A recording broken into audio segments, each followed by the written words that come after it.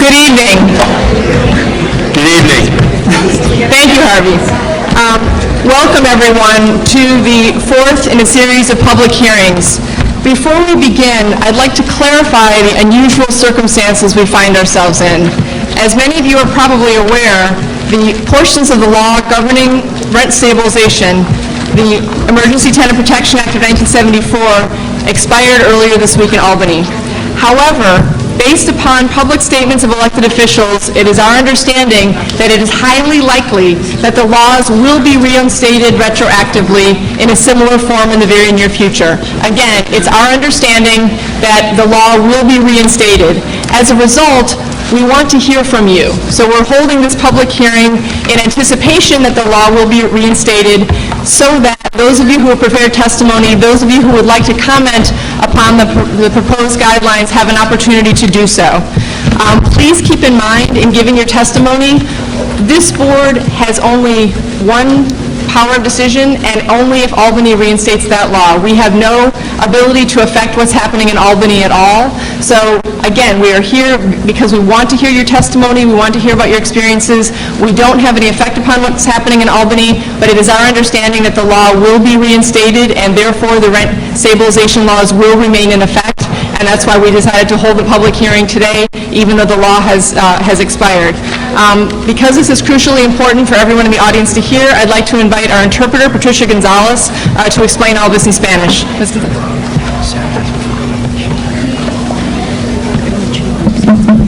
Buenas noches y bienvenidos. Antes de comenzar, quiero clarificar que las circunstancias inusuales en las que estamos ahora mismo, en las cuales parte de las leyes que regulan las rentas estabilizadas, incluyendo la Ley de Emergencia de Protección al Inquilino del año 1974, expiraron esta semana. Pero, basado en las declaraciones públicas de los oficiales electos, es muy probable que las leyes van a ser reinstaladas, restablecidas y retroactivas de la manera similar en el futuro cercano. Vamos a proceder en esta audiencia confiándonos en la gran probabilidad de que estas personas que hayan preparado testimonio en la audiencia de hoy van a tener la oportunidad de dar ese testimonio en anticipación a que ambas leyes sean reinstaladas y que la Junta complete el trabajo al final del mes. Por favor, mantengan en mente que al dar su testimonio, la Junta y la misión de la Junta es desarrollar regulaciones de renta anuales y que no puede directamente afectar, no puede directamente tener poder o decisión sobre los asuntos que se están discutiendo ahora mismo en Albany. Entonces, una cosa es, no se puede discutir acá, son subvenciones que tienen que hacer en Albany.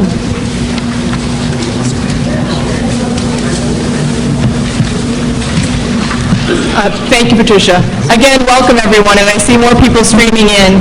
We really would like to welcome you to the public hearing of the New York City Rent Guidelines Board. This is the fourth of 4 public hearings to consider comments concerning proposed rent adjustments for renewal leases of apartments, lofts, hotels, and other housing units subject to the hopefully soon reinstated Rent Stabilization Law of 1969 and the Emergency Tenant Protection Act of 1974.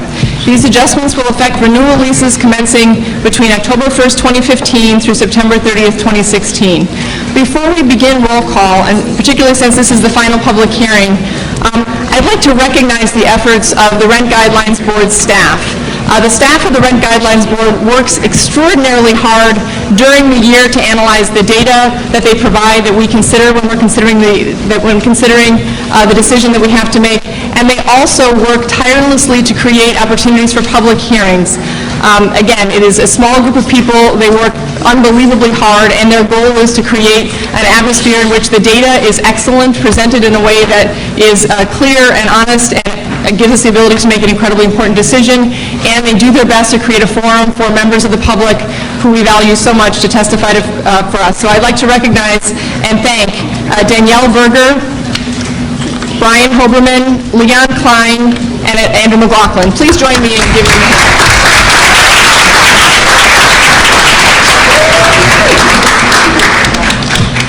I'd like to now take roll call. Please respond if present. Harvey Epstein. Present. Stephen Flax. Present. Shayla Garcia. Present. Cecilia Hossa. Present. Sabir Rahman. Present. Helen Schaub. Present. Scott Walsh. Present. Sarah Williams Willard. Present. And I'm Rachel Gotzel, the chair of the RGB. The final vote, again, presuming all happens as we anticipate in Albany, is scheduled to take place on June 24th, next Wednesday, starting at 6 p.m. It will be held in the Great Hall at Cooper Union, 7 East 7th Street at the corner of 3rd Avenue in Manhattan. Directions to this meeting can be found on our website, nycrgb.org, in the About Us section meeting schedule, and as always, there are copies of our meeting schedule here today. Please note that the revised drafts of both the hotel and apartment explanatory statements will be circulated to the board via email on Friday, June 19th. We request your comments on or suggested additions to the statements no later than the morning of June 23rd. Any questions, please see Andrew. In your folder, submitted testimony received at the RGB offices via email or in mail since our last public hearing. Before we begin the public hearing, and again, this is what's important about tonight, is us hearing from you. You may wonder why we aren't speaking more to you, why many of us don't ask a lot of questions. We are here to listen to your experiences, to hear about the way that the rent stabilization law has affected you. We're enthusiastic that there are a large number of tenants and a large number of owners here to testify, but we see our role here primarily to hear you. There will, of course, be some questions from the board, and again, we look forward to an exchange when there are instances in which board members do have questions, but our primary goal and role is to listen to you, and obviously the crowd keeps getting bigger, so we're very enthusiastic. Here are essentially the parameters for those who are testifying. Each speaker will have 2 minutes to give his or her testimony. In the event that large numbers, and we have large numbers, but we think we should be fine with everyone having 2 minutes, I do reserve the right to reduce the allotted speaking time, though again, I don't anticipate doing that. The clock will beep once when the speaker has 30 seconds left. I will be attempting to alternate speakers between tenants and owners, so you'll hear one tenant, one owner, and back and forth, so long as that's possible, so long as we continue to have tenants and owners to speak. Speakers must confirm their presence with the RGB staff at the registration table located near the entrance of the hall. So anyone who is not registered with the folks who are sitting in the hall, if you would like to speak, please do so. We are keeping registration open until 8 p.m. We can't call speakers unless you've checked in at the registration table. I will try and call several names in advance, so if your name is called, you can begin to make your way to the front of the auditorium. If you have materials to distribute to the board, please give them to the RGB staff sitting at the sign-in table near the entrance, or if you haven't done that and you're lodged in the middle of a large seat, you can give them to us when you come up to speak. And we ask that you do stay within your allotted time. As is obvious, we have a lot of people who wish to testify tonight. We want to respect your time, and we want to hear from as many people as we possibly can. Again, I'm now going to turn the microphone over to Patricia Gonzalez to translate this for those who are monolingual Spanish speakers. Thank you so much.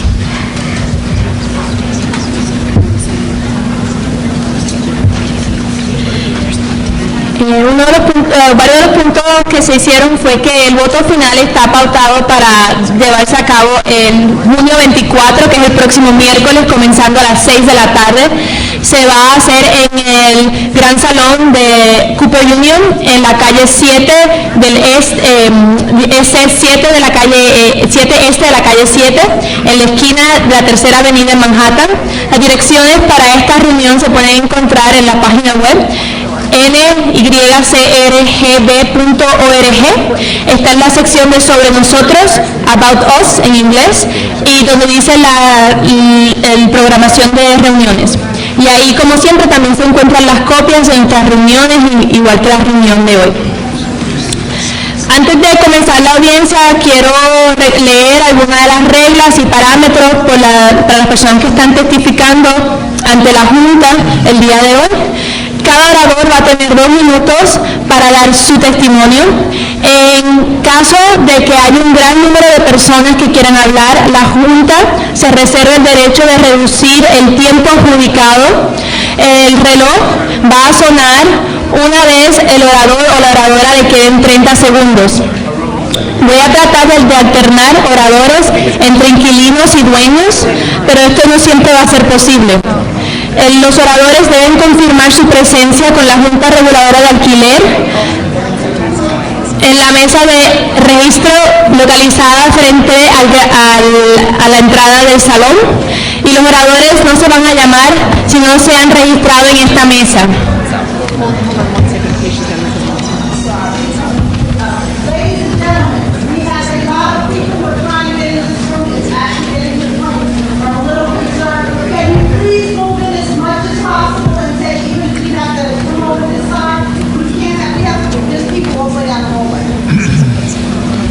Can everyone just come in over to, we want everyone to be able to get into the hearing, so everyone who's in the back, come up front. Everyone come up front. Everyone come up front so we can get people in, so we want to get as many people, it's a public hearing. Y todas las personas tienen que entrar hacia adentro del cuarto, no pueden quedarse afuera, vayan entrando buscando espacio donde acomodarse. No dejen espacios vacíos, busquen sillas vacías para sentarse. Okay.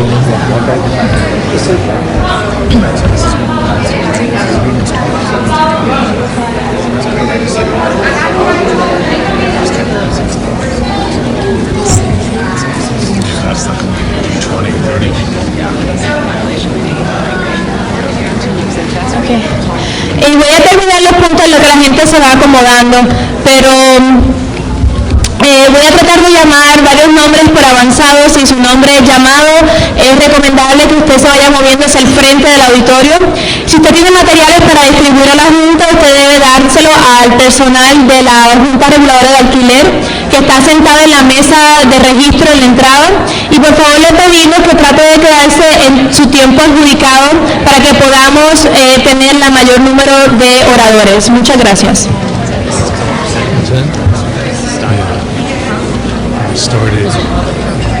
All right, so why don't we begin?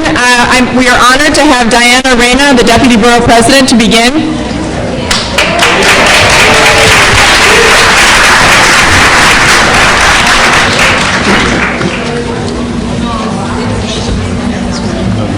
Okay, the Deputy Mayor, Borough President may not be in the room yet, so let's hear from Mr. X.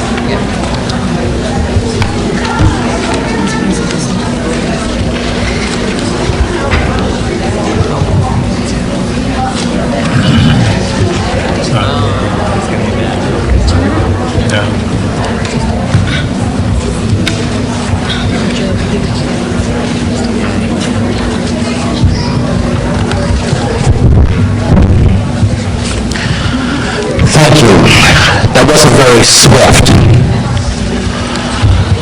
As I stated before, thanks to Andrew McLaughlin and Marvin Marcus, we had to pass a security check with the New York City Police Department at 77th Street, an unwarranted security check.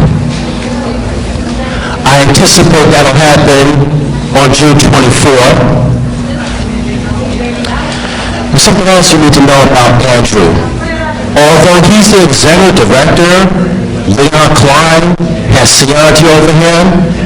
And when I spoke to him a few years back, he said he had to get a second job thanks to him. And also, as I stated before, whatever recommendation you make on June 24 won't affect me. Why? The HPD, not the RGB, gave me a non-public session voucher. So therefore, the HPD, not the RGB, determines my fate. I anticipated the remaining tenants won't get a rent freeze or rollback, thanks to Mr. and Mrs. Stephen Flax, a.k.a. Rachel Godso, who looks like Jennifer the Jungle Lady from Electric Company. We can continue advocating for a rent freeze and rollback, but with these two jokers, it's not happening anytime soon. Dream on.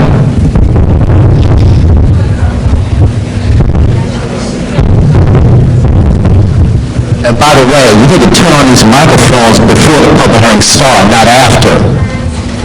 Food for thought. Thank you for your testimony. If the Deputy Borough President is here.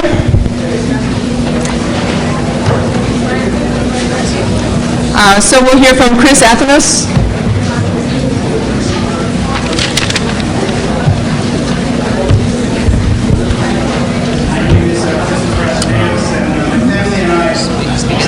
It's not on yet. No.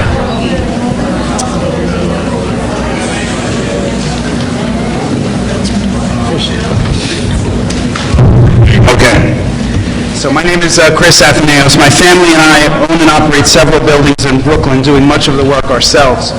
I understand the board is considering a 0% increase. This sends a message to owners that the city, the mayor... We can't hear you, can you?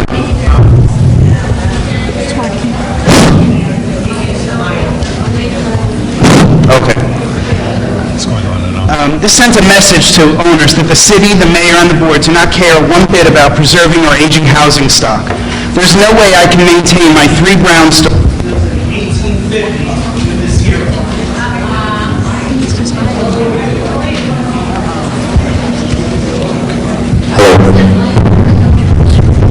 All right. I won't repeat that line a third time. I think you got the message. This must be the, I can project. Oh, this is-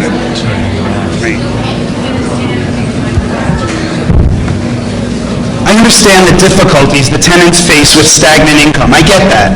But if the city cannot compensate owners in some other form,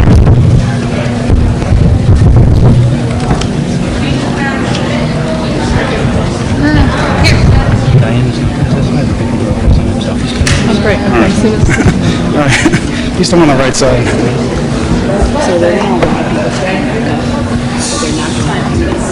All right. Thank you. I understand the difficulties that tenants face with stagnant incomes. I get that.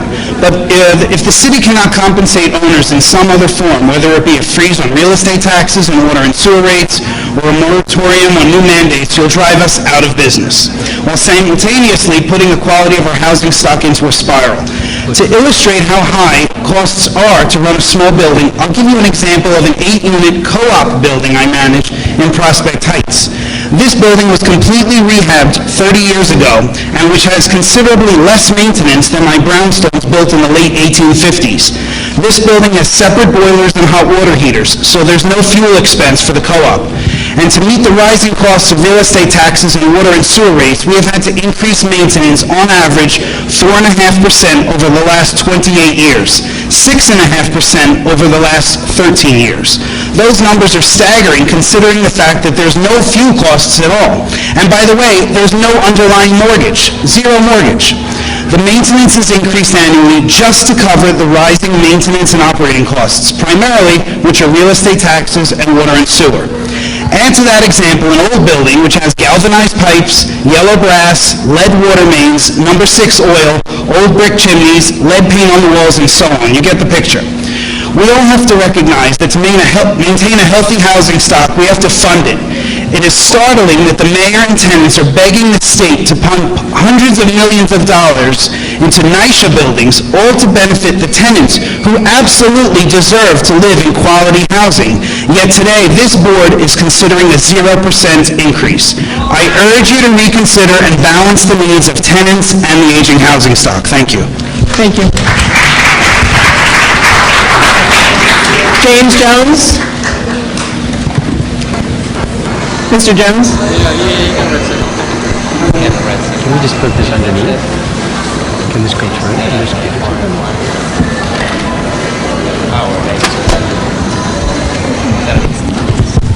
Obviously, we're doing our best to figure out the microphone situation. We apologize.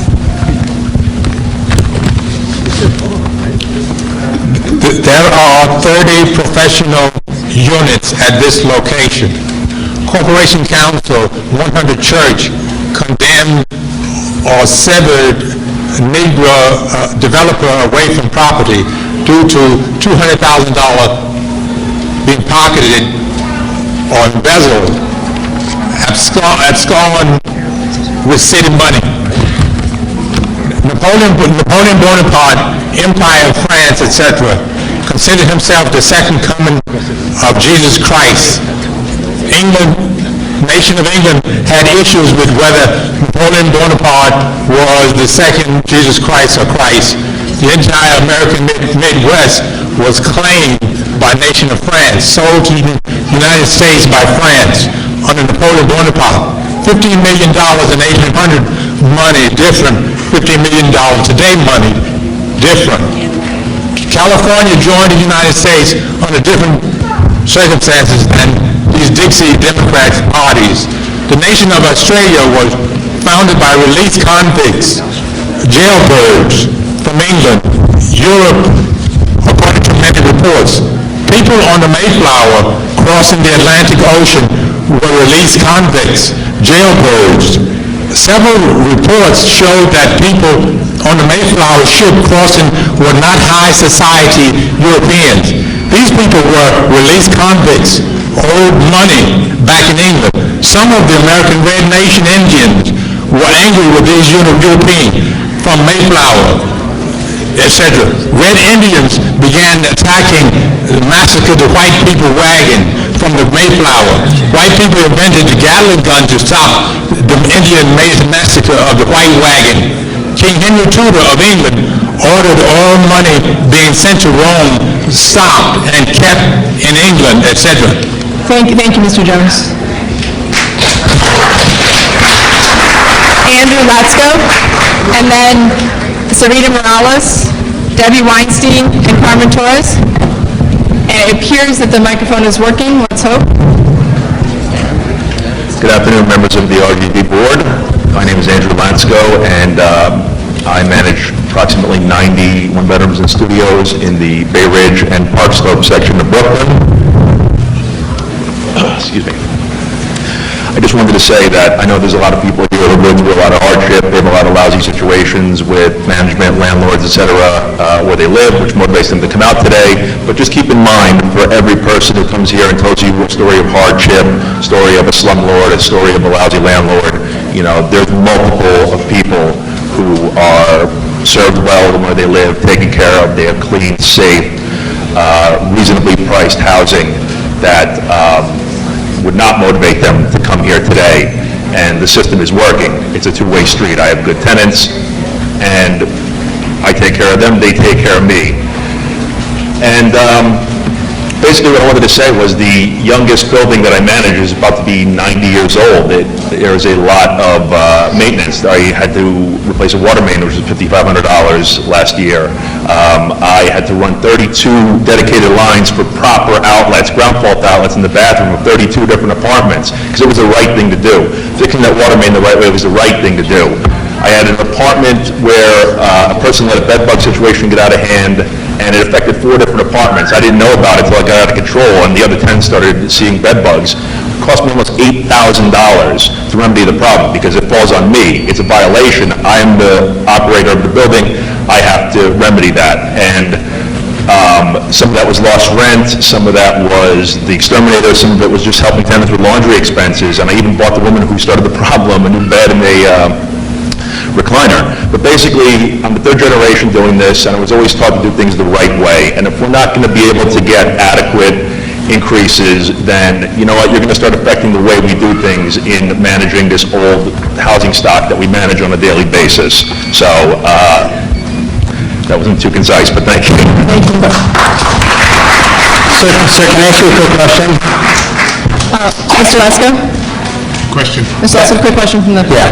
So I just have a quick question. I think we're all here thinking what's fair and adequate increases that landlords should get. And based on facts, we're looking at landlords' income and expenses versus tenant situations. And that's a balancing act that we really need to be concerned about everyone's situation. So are you saying that financially you're in a financial hardship, that your income exceeds your expenses now? And that's what you're saying to us? I'm not clear what you're saying to us. No, I'm saying that when we look at the mandates put on us, property taxes, utilities, water and sewer and everything, and the money is coming down, basically we have things to do, like, you know what, this is inadequate.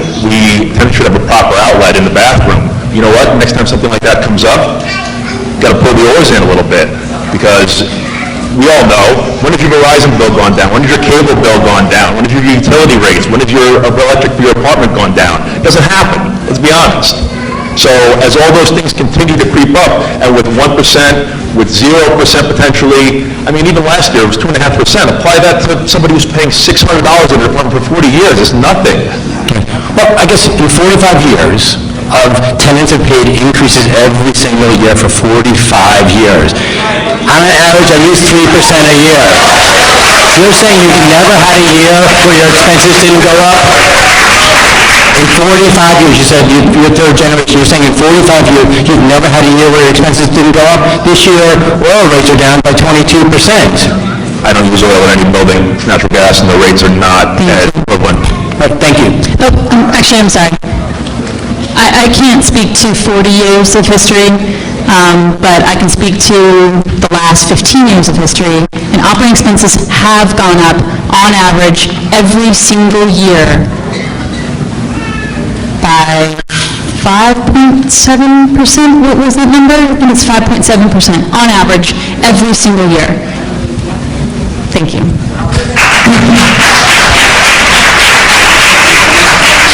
Sarita Morales and Debbie Weinstein and Carmen Torres. Yes, my name is Sarita Morales. Good evening, members of the New York City Rent Guideline Board, ladies and gentlemen. I'm born in New York City, and I'm Puerto Rican, and I've always, most of my life, lived in a tenant building as a child and now as an adult. I've paid as an adult for rent-stabilized apartment on my own since I was a junior in college, and my rent was $180 in 1978. Currently, I'm living in Bay Ridge. I have a two-bedroom apartment, and I pay, which my lease is ending up this month, $1,550-something. But I just signed the lease, so I'm a little concerned, and that's why I'm here. I actually called and I said, wait a minute, last year the rent went up 4% for 1 year and 7.25 for 2 years. Oh my goodness. And I was one to always renew the rent, the lease every year.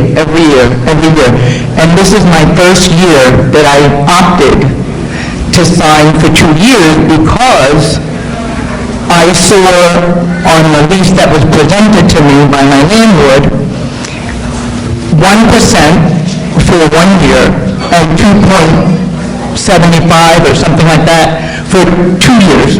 And I thought that was fair. So, I agree with the landlord, they need a little bit of something. I think 1% is a good percent increase for rent, people who have to have their lease raised. And I just wanted to add in that, like myself, I know a lot of families with adult children living with them because they cannot afford apartments on their own. We need to keep the fees low, the increase low, because they're not getting much. They don't have, most of them don't have insurance. Most of them don't have other things. And myself, I have to dish out money to help out my son, and I'm, Thank you so much for your testimony. We really appreciate your coming out. Thank you very much. Debbie Weinstein and then Carmen Torres. Most of my parents' family were killed in the gas chamber. Ma'am, can you move the mic here? Thank you. Most of my parents' family were killed in the gas chambers. My father served 2 years in slave labor camp, and my mother in various... Can you move a little closer? You need to speak louder. Speak a little louder. Is there something I should do? Just move a little closer. There you go. Okay, fine. Okay, thank you. Okay, I was saying that most of my family was killed in the gas chamber. My father was 2 years in slave labor camp. My mother in various concentration camps, including 3 months of Auschwitz and a death camp. They arrived to the United States in 1952. They toiled in factories and their whole working life. And then in 1960, they purchased a mixed-use building, which they eventually converted to a 6-family house. The first time my family saw a profit, my parents saw a profit, was after they paid off their mortgage. 2.5 years ago, my sister and I inherited the building, and we haven't brought in 1 penny of income. We haven't taken 1 penny of income. The reason we haven't taken any money is because of the action of 2 very sophisticated, unemployed, long-term tenants living at 50% below market value. They devised a plan to destroy our property, framed us, and created C violation to prevent any MCI increases. Their ultimate goal is to force us into giving them a steep buyout. The problem is that landlords have no constitutional, civil, or legal rights. they're guilty for their tenants' actions. It is irrelevant that the state law states the party that creates the violation is responsible for the violation. Therefore, we do identify more with non-church figures than we do with the figures that you're presenting us, because most of their tenants are unemployed and destructive, and half of our tenants are the same. There are approximately 20,000 landlords, of which 70% are owners of small multiple dwellings. The 70% that do not have resources or income to hire a full-time person to manage their property, thus losing opportunities for increases. I have experienced 3 different interrelated situations on the 10th floor of 210 Jerome Street. After being informed, I asked the inspector on duty, what can I do to prevent the professional tenant from hurting us? He responded, nothing. My job is to go down to a building and report what I see. It is irrelevant that I know that the tenant created the violation. If I do not report what I see, I am out of a job. The second incident was in the ladies' Ms. Weinstein, we appreciate your testimony. We appreciate you coming down here. We have hundreds of people here. Thank you. And if you'd like to present that to us, we'll absolutely read the full testimony. Thank you very much. Can I say something? Carmen Torres. I just have to say something on the record that most major tenants are not destructive, unemployed, they are hardworking tenants who do not stand for that, and that's uncalled for in this hearing. After Ms. Torres, Trin Eng, Maria Vulesi, and Roger Meltzer. Thank you so much. Good evening, ladies and gentlemen, members. My name is Carmen Torres, and I reside in Sunset Park, Brooklyn, which is a predominantly Hispanic community. I have a plethora of graduate degrees and experience, yet I myself am in need of affordable housing. I stand here tonight in hopes of being able to be a voice for my Hispanic community and minorities as a whole when it comes to obtaining affordable housing. So I ask you, what has happened to liberty and justice for all? The American dream? Where? Where's the American dream? The United States of America is one of the richest countries in the world. Yet New York City has the highest rate of homelessness. We as a country should be ashamed. Evidence links the lack of affordable housing to a variety of negative social outcomes. The reduction in affordable housing has become a systematic problem that needs to be addressed immediately before it becomes a disaster for everyone. You are our leaders, our protectors, yet you allow us to be punished, abused, and mistreated by the system. We are hardworking middle-class citizens who pay our taxes and do the right thing. So I ask you, when will you do the right thing? This is not about the rich, the poor, black or white, but it's about human beings. Lives matter. If our children have nowhere to live because affordable housing will be diminished, then I ask you, how will we produce future leaders for our country? Because it certainly begins with affordable housing, a safe place to live and grow up. Is this the American way? I'm here to advocate in making our wrong right. I will continue to fight tirelessly for this cause. There is always a solution to a problem. The time has come. Give us affordable housing. In closing, if we were your sons and daughters, would you fight? If so, how hard? Thank you so much for your testimony. Thank you.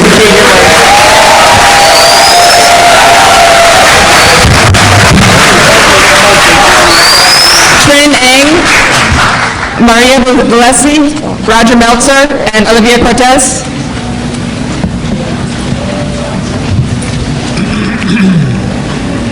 Good evening. Good evening. Dear member of the Rent Guideline Board, my name is Trin Eng, and I thank you for the opportunity to speak to you tonight. I just want to tell you my story. I own a 16-unit building in Brooklyn. I've made numerous repairs to this building over the last 7 years. I've put in new boilers, new windows, repaired anything that's broken. My property tax on this particular building has been increasing by double digits every year for the last few years. This year, it increased by 18%. Last year, it increased by 21%. And I don't know what next year is going to be. And in addition to that, water and sewer has also gone up as well. So my cost of operating this property has gone up every year since I've owned it. So all I'm asking is for you to consider a fair rent increase that will help me cover some of the operating costs. I cannot bear the burden of that cost alone if my tenants are the ones who are benefiting from my maintenance and upkeep of the building, which I do on a regular basis. I don't know where the notion that owners have been overcompensated come from. I mean, I work a full-time job, and taking care of my building and my tenant is my second job, and that's another way for me to help put food on my table, roof over my children's head, and sending them to college. So I am not asking for an unreasonable thing. I'm a hardworking, middle-class American, just like everyone else in this room. And all I'm asking is for you to consider what my cost of operating this business is, and not think that money would just come from somewhere else for me to take care of the problems of these buildings, because my building is over 100 years old. Thank you. Thank you so much.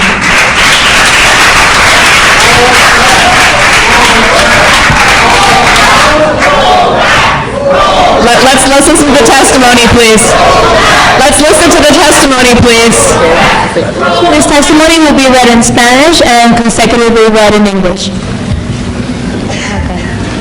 Mi nombre es Olivia Cortés y soy miembro de Vigil CMS y vivo en el 308 Harman, 4 años, y estoy aquí hoy en representación de mi edificio. Pero en particular quiero hablar de mi situación personal. Yo he sufrido mucho con mi hijo en el apartamento, viviendo sin calefacción en el edificio durante el invierno, con gotero de agua, ventana rota, pared con roto, etc. Hemos podido sobrevivir en el edificio porque la ciudad ha estado dando algunos de los servicios básicos en el edificio. Mi edificio tiene 208 violaciones en el récord de la ciudad. Un dueño nuevo tomó el edificio y lo que hizo fue empezar casos legales en contra de los inquilinos para desalojarlo. En vez de hablar con nosotros y empezar a arreglar el edificio, que tiene 208 violaciones, incluyendo 45 de clase C. También quiero decirle que mi renta es mucho más alta de mi ingreso. Es muy difícil para mí poder completar la renta mensual. Yo pido que el comité retroceda la renta hoy para que los pobres tengamos donde vivir, que también tenemos derechos a tener un techo. Gracias.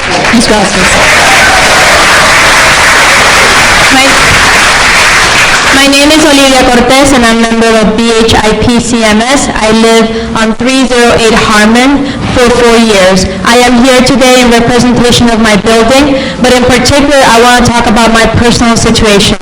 I've suffered a lot with my son in this apartment, living without heat in the building during the winter, with water dripping, broken windows, and walls with holes, etc.